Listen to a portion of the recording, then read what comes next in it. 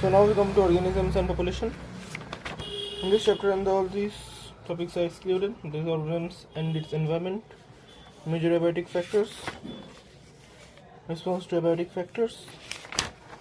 and adaptations. These are excluded. So we need to start the chapter from the populations and population attributes. So let's start.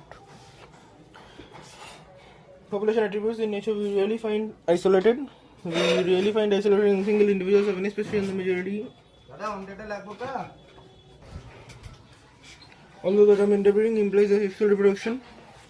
a group of individuals resulting from even the asexual reproduction is also generally considered as a population. For the purpose of ecological studies, as the cormorants in a wetland and the rats in abandoned dwelling, and the teakwood trees in a forest tract, and the bacteria in a culture plate and lotus plants in a pond are some examples of the population in earlier chapters. And you have learned that although an individual organism is one that has to cope with the changing environment, is at the population level that the natural selection operates to evolve the desired traits, and the population ecology is and therefore an important area because it links ecology to population genetics and evolution, and the population has certain attributes, and whereas an individual organism does not. An individual may have births and deaths, but the population has birth rate and death rates in the population. These rates refer to per capita and the birth and death rates, and these rates hence expressed or changes in the number and the increase or decrease with respect to the members of the population. And here is an example: in the if in a pond there were 20 lotus and last year through reproduction 8 new plants are added, taking the current population to 28. We calculate the birth rate as the 8 by 20. There is 0.4 offspring per lotus per year if time. And the 4 individuals in a laboratory population of 40 attributes in the flies. The 4 attribute and the 4 different during a specific interval. Every time it was a week, and the death rate of the population during that period is 40 by 4 by 40, that is 0.1 individual per fruit fly per week.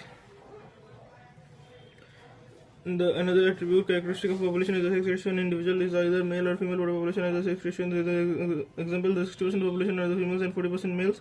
The population at any given time is composed of the individuals of different ages. If the age distribution, the percent individuals of a given age or age group is plotted for the population, and the resulting structure is called an age pyramid for human population. The age pyramid generally shows the distribution of the males and females in a diagram. The shape of the pyramid reflects the growth status of the population and whether it is growing, stable, or declining. And the size of the population tells us a lot about its status in the habitat, and whatever the ecological process we wish to investigate in a population, the B is the outcome of the combination with another species. The impact of a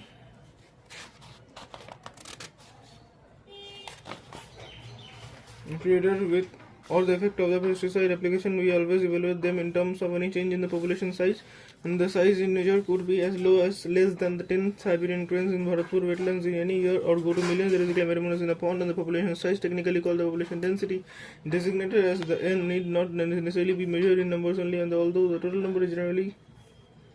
the most appropriate measure of population density, in some cases either meaningless or difficult to determine. In an area there are the 200 carrot grass and the Parsinum histophytus in the plants, but only a single huge banyan tree with the large canopy, and the stating that the population density of the banyan is low relative to that of the carrot grass amounts to underestimating the enormous role of the banyan in that community.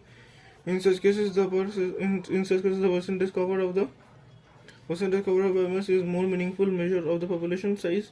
and the total number is again not easily adaptable measure of the population. If the population is huge and counting is impossible or very time consuming, and if you have a range laboratory culture of bacteria and a petri dish, what is best to measure if sometimes certain ecological issues. There is no need to know the actual population density. Relative densities and serve the purpose equally well, and for instance, the number of the fish caught per trap is good enough to measure its total population density in the lake. We are mostly oblique to estimate the population sizes indirectly without counting them or seeing them. The tiger census in our national forests and tiger reserves is often based on the pug marks and fecal pellets. And the population growth and the size of the population for any species is not a static parameter. It keeps changing with the time and depending on the various factors, including the food availability and the predation pressure, and adverse weather. In fact, it is Changes in the population density that give us an idea of what is happening to the population, whether it is rising or declining, and whatever might be the ultimate reason. The density of the population in a given habitat during a given period and the fluctuate due to changes in the four basic processes in the during a given period and the fluctuate due to changes in the four basic processes, the two of which is natality and immigration, contribute to the increase in the population density, and the two and the mortality and immigration to a decrease in the natality for the number of births during a given period in the population that are added to the initial density. And the mortality is the number of deaths of population in the given during a given period. In the immigration is the number of the individuals of the same species that have come into the habitat from elsewhere during the time period under consideration. And the immigration is the number of the individuals of the population who left the habitat and gone elsewhere during the time period under consideration. And if any is the population density at time t, then the density at time t plus 1 is nt plus 1 equal to nt plus b plus I minus d plus a. And you can see from the equation that the population density will increase if the number of the birth plus the number of the immigrants, that is b plus I, is more than the number of deaths, that is plus the number of immigrants. Under the normal condition, the birth and deaths are the two most important factors influencing population density, and the other two factors are assuming the importance only under special conditions. And for instance, if a new habitat is being colonized, the immigration may contribute more significantly to population growth than birth rates. A growth model does the growth of population with the time in the show any specific and the predictable pattern. And we have been concerned about the unbridled human population growth and problems created by it in our country, and therefore it is natural for us to be curious if different animal populations in nature and behave the same way or show some restraints on growth, and perhaps we can learn a lesson or two from the nature on how to control the population growth and exponential growth and resource and the food and space ability is obviously essential for the unimpeded growth of the population, and ideally when the resources in the habitat are unlimited. Each species has the ability to realize fully its innate potential to grow. In number, and as Darwin observed in the while developing this theory of the natural selection, then the population grows in an exponential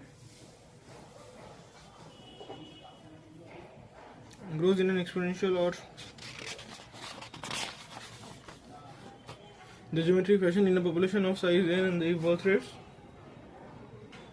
The birth rates in the north, the total number per capita both are represented as the b, and death rates, and again the per capita death rate as d, then the increase of the increase in the n during a given period, and the given period time during a unit time period t as a dndt, where the dndt equal to b minus g into n, then b minus g equal to r, then dndt equal to r into n. The r in this equation is called the intrinsic rate of the natural increase, and it is a very important parameter in the chosen for assessing impacts of any biotic or abiotic factor on population growth. And to give you some idea about the magnitude of R values for the Norway rat, the R is in the 0.015, and for the floor B it is 0.12. In 1981, the R value of the human population in India was the 0.0205. The above equation describes the exponential of the geometric growth pattern of the population, and results in a J-shaped curve. And when we plot the n in a population and in relation to time, and if you are familiar with the basic calculus, and you can derive the integral form of the exponential growth of the equation as the nt equal to n0 into e to the rt, where nt is the population density after time t, and the time is n0 population density time 0, and the r is the intensity of natural increase, and the e equal to and the ways of natural logarithms. Any species growing exponentially under the unlimited resource conditions can reach enormous population densities in a short time. The Darwin showed how even a slow growing animal like the avian and the goose reach the enormous numbers in the absence of checks. And the following is an anecdote in the popularly narrated to demonstrate numerically how fast huge population could build up when growing exponentially, and the king and the minister checks them. The logistic growth in the population of any species in nature has at its disposal unlimited resources to permit exponential growth, and this leads to the competition between the individuals for the limited resources. Eventually, the fittest individual will survive and reproduce, and the governments of many countries have also realized the fact and introduced various restraints with a view to limit the human population growth in nature. A given habitat has enough resources to support a maximum possible number, and beyond which no further growth is possible, and the leaders call this limit as nature's carrying capacity for that species in a habitat, and the population growth in a habitat with limited resources. So initially a lag phase and followed by the phase of the acceleration and deceleration, finally an asymptote, and when the population density reaches the carrying capacity, a plot of n in relation to time t results in a sigmoid curve, and this type of population growth is called the world halts and the Paul logistic growth, and this is the following equation, and the density equal to Rn into k minus n by k natural and the population density at time t, and the R equal to the intrinsic rate of the natural increase in the k carrying capacity, and the life history variation and the populations evolve to maximize the reproductive fitness, also called the Darwinian fitness, and the high R value in the habitat in which they live under. A particular set of the selection pressures and the organisms evolve towards the most efficient the reproductive strategy, and the some organisms they breed only once in their lifetime, and the Pacific salmon fish, and bamboo miners breed and many times during their lifetime, and the most birds and mammals, and some produce a large number of the small size offsprings, and the oysters and the pelagic fishes, while the others produce a small number of the large size offspring, and the birds, mammals, and the so. Which is the reservoir for maximum fitness says that the life history traits of the organism have evolved in relation to the constraints imposed by the abiotic and the biotic components of the habitat in which they live, in the evolution of the life history traits in the different aspects is currently an important area of research and being conducted by the ecologists and the population interaction. And can you think of any natural habitat or not that is inhabited by just a single species, and there is no such habitat, and such a situation is even conceivable, and for any species the minimal requirement is more than one species. Is one more species on which it can feed, and even a plant species which makes its own food cannot survive alone. It needs the soil microbes to break down the organic matter in soil and return the inorganic nutrient for absorption. And then how will the plant manage the pollination without an animal agent? And it is obvious that in nature the animals, plants and microbes and do not and cannot live in isolation but interact in various ways to perform a biological community, and even in the minimal communities and the many interactive linkage exist, and although all may not be readily apparent, the interspecies interaction arises from the interaction of the population of two different species, and they could be beneficial, detrimental, or neutral, or neither harm or beneficial, or one of the both of the both are ending the blood beneficial interaction and the detrimental or neutral interaction.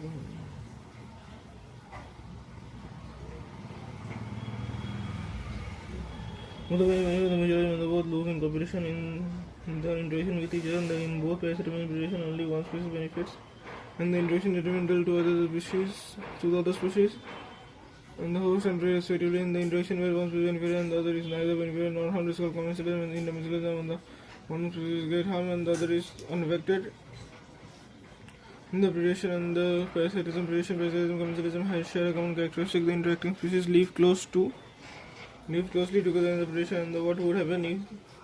to all the energy figures of the organism of the community has no animals to eat the plants, and think of the predation as a nature's way to transferring to atomic levels the energy finished. The energy figure plants, when we think of predator and prey, and the most probably it is the tiger and the deer that readily come to our mind, but a sparrow eating any seed is no loss of predator, is no less a predator, and all the animals and the eating plants are categorized separately as herbivores, and that they are in a broad ecological context and are not very different from the predators, and the herbivores are acting as the conduits for energy transfer across the trophic levels, and the predators play other important roles. They keep the prey populations under control. What for predators and the prey species could achieve the very high population densities and cause ecosystem instability. When certain exotic species are introduced into geographical area, they become invasive and start predating fast, and because the invaded land does not have natural predators, and the prickly pear cactus and the introduced into Australia in the early 1920s, and the cause havoc by spreading rapidly into millions of hectares of rangeland, and finally the invasive cactus brought under control only after a cactus being predator or more from its natural habitat was introduced into the country, and the biological control methods adopted in the agricultural pest control are based on the ability of the predator to regulate prey population. The predators also help in maintaining the species diversity in a community, and by reducing the intensity of the competition among competing prey species in the rocky intertidal communities of the American Pacific coast. The service disaster is an important predator in a field experiment. When all the starfish were removed from an enclosed intertidal area, more than 10 species of invertebrates and they become extinct within a year, and because of the interspecific competition in the predator. And if a predator is too efficient and overexploits his prey, then the prey might become extinct, and following it, the predator will also become extinct for lack of food. And this is the reason why all predators in nature are prudent, and the prey species have evolved various defenses to lessen the impact of predation on the some species of insects and frogs are cryptically colored or camouflaged to avoid being directed easily by the predator, and some are poisonous and therefore avoided by the predator, and the monarch butterfly is highly distasteful to its predator, but because of the chemical agent in his body and the interacting with the butterfly occurs. This chemical during its caterpillar stage by feeding on a poisonous weed, and for plants the herbivores. How the predators kill 25% of all insects are known as the phytophagus. They are feeding on plant sap. In other parts of plant, the problem is particularly severe for plants because unlike animals, they cannot run away from their predators. In the plants, therefore, have evolved an astonishing variety of morphological and chemical defenses against herbivores, and the thorns like the acacia and cactus are the most common morphological means of defense, and the many plants produce and store the chemicals that make the herbivore and the sick when they are eaten, then feeding digestion and disrupts its reproduction or even kill it. And you must have seen the wheat, the calotropis growing in the abandoned fields. The plant produces highly poisonous glycosides. That is why you will never see any calagos in the browsing on this plant, and the wide variety of the chemical substances that we extract from plants on a commercial scale, and the nicotine, caffeine, quinine, and the resin, opium, etc. are produced by them actually as defenses against grazers and browsers. And the competition against Darwin spoke of the struggle for existence and survival of the fittest in nature. He was convinced that the interspecific competition is a potent force in organic evolution, and it is generally believed that the competition occurs when closely related species compete for the first time resources that are limiting, but this is not entirely true, and the firstly totally unrelated species could also compete. Competition when Darwin spoke of the struggle of existence and the survival of the fittest in nature, and it was convinced. And he was convinced that the interspecific competition is a potent force in organic evolution, and it is generally believed the competition occurs when the closely related species believe that the competition occurs when closely related species compete for the same resources that are limiting, and but this is not entirely true. And the firstly related species could also compete for the same resource. And for instance, in some shallow South American lakes, and the visiting the flamingos and resident fishes, and they compete for the common food, the zooplankton in the lake. And secondly, the resources need not be the limiting for competition to occur. And interspecies competition, the feeding efficiency of one species might be reduced due to the interfering and the inhibitory presence of the other species, and even if the resources of food and paste are abundant, and therefore the competition is best defined as a process in which the fitness of the most species measured in terms of the intrinsic rate of increase is significantly lower. In the presence of another species, it is relatively easy to demonstrate in laboratory experiments, as Gauss and other experimental ecologists did. And when the resources are limited, the comparatively superior species will eventually eliminate. And species will eventually eliminate the other species, and what evidence for which evidence causes in the competitive exclusion occurring in nature is not always conclusive, and the strong and the persuasive circumstantial evidence does not exist. However, in some cases, and the abundant orders and categories became extinct within a decade after goats were introduced in the island, apparently due to the greater browsing efficiency of the goats. And another evidence for occurring of the competition in nature comes from what is called the small competitive release. The species whose distribution is restricted to a small geographical area because of the presence of comparatively superior species is found to expand its distributional range dramatically when the competing species is experimentally removed. And the Cornell's diligent field experiments showed that on the Rocky Sea, sea coast of the Scotland, the greater the larger and the comparatively the superior barnacle and the marinus and the dominates the intertidal area and excludes the smaller barnacle and the cathamulus from their zone, and in general the herbivores and plants appear to be more adversely affected by competition than carnivores, and the cause of competitive exclusion principle states that the two closely related species competing for the same resource cannot coexist indefinitely, and competitively inferior one will be eliminated eventually, and this may be true if the resources are limited but not otherwise, and the more recent studies do not support such gross generalization about competition, and while they do not rule out the occurrence of the interspecific competition in nature, they point out that the species facing the competition might evolve mechanisms and promote the coexistence rather than exclusion, and the one such mechanism is the resource partitioning. If the two species compete for the same resource, and they could avoid competition by choosing, for instance, different time for feeding or different foraging patterns. The MacArthur showed that the 5 closely related species of the warbler and the living on the same tree were able to avoid competition and coexist due to the behavioral differences in the foraging activity and the parasitism. Considering that the parasite mode of the life ensures the free lodging on the males, it is not surprising that the parasitism has evolved in so many taxonomic groups, from plants to vertebrates, and the many parasites have evolved to be host specific. If they can parasitize only a single species of host in such a way that both the host and the tend to co-evolve, that is, if the host evolves special mechanism for rejecting or resisting the parasite has to evolve the mechanism to counteract and neutralize them in order to be successful with the same host species in accordance with their lifestyle, and the parasite evolved special adaptation such as the loss of the unnecessary sense organs and the presence of the receive organs or sucker and the to cling or onto the host, and the loss of digestive system and the high reproductive capacity, and the life cycles of the parasites are often complex in the involving one or two intermediate hosts or vectors, and the facilitated parasitation of primary host and human liver flu nematode parasite, and that depends on the two intermediate hosts, a snail and a fish, to complete its life cycle. A malarial parasite and the malarial parasite needs a vector and a vector mosquito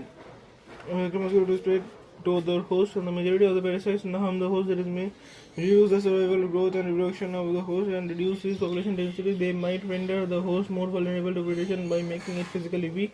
The parasites that feed on the external surface of the host are called the ectoparasites, and the most familiar example of this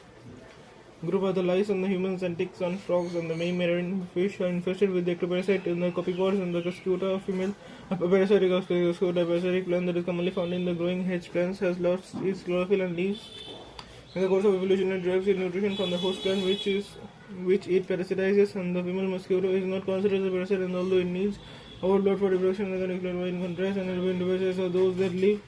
inside the host body at different sizes, and the liver, kidney, and the lungs, red blood cells, etc. And the life cycles of the parasites are more complex because of the extreme specialization. The morphological and anatomical features are greatly simplified by emphasizing the reproductive potential. And the brood parasitic boards is a fascinating example of the parasitic may the parasitic board, and the layer ejects in the nest of its host and lets the host incubate them, and during the course of evolution, the eggs of the parasitic board have evolved to resemble the host egg in size and color to reduce the chances of the host board rejecting the foreign eggs and ejecting them from the nest, and try to follow the movements of the cuckoo in the crow in your neighborhood park, and during the breeding season in the spring to summer, and was the brood parasitism in action. And the commercialism, and this is the interaction in which the one species is the benefit and the other is neither harmed nor benefited. And the orchid growing in an epiphyte or a mango branch, and the barnacles growing on the back of a well, and the benefit by neither the mango tree nor the well derives any apparent benefit, and the cattle liquid and the grazing cattle in close association. Aside from the live in rural areas, a classic example of commercialism is the grass always forage close where the cattle are grazing, because the cattle they move shade of the flows of insects from the vegetation. Otherwise, it might be difficult for the eagle to find and catch. And the window commercialism is the interaction between the sea anemone and that has the stinging tentacles and the clownfish that lives among them. The fish gets protection from the predators, which stays away from the stinging tentacles, and the anemone does not able to derive any benefit by hosting the clownfish.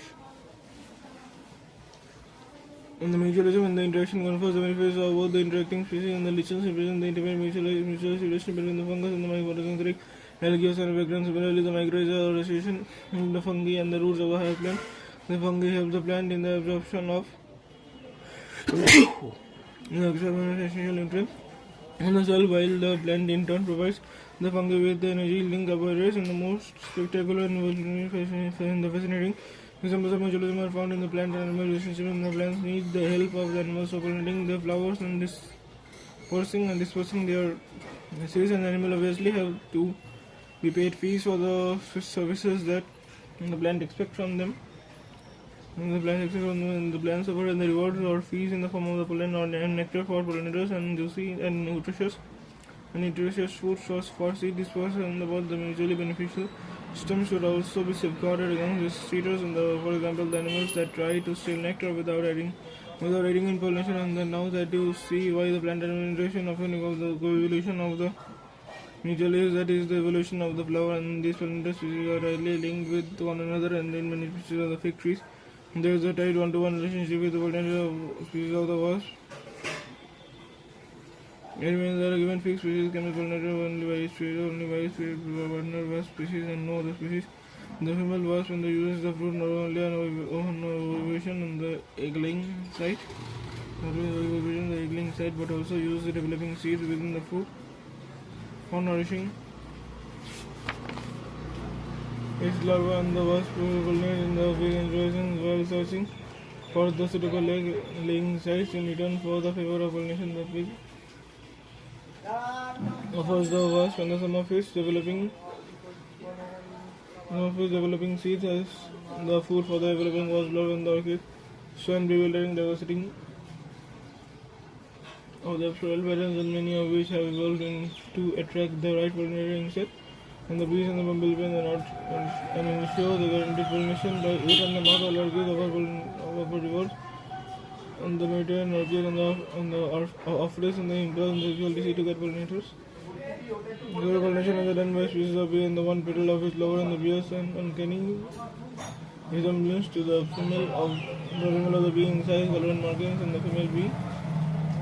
is attracted. The female bee is attached to what is possible to the female. The pseudocopulates with the flower, and during that process is exhausted with the pollen from the flower, and with this same bee the pseudocopulates another flower transfers the pollen to it, and thus pollinate the flower. And then you can see how copulation operates, and if the female bee's color pattern changes with even slightly for any reason during evolution, the pollination success will be reduced unless the orchid flower evolves to maintain the resemblance of its petal to the female bee. Next we come to the ecosystem.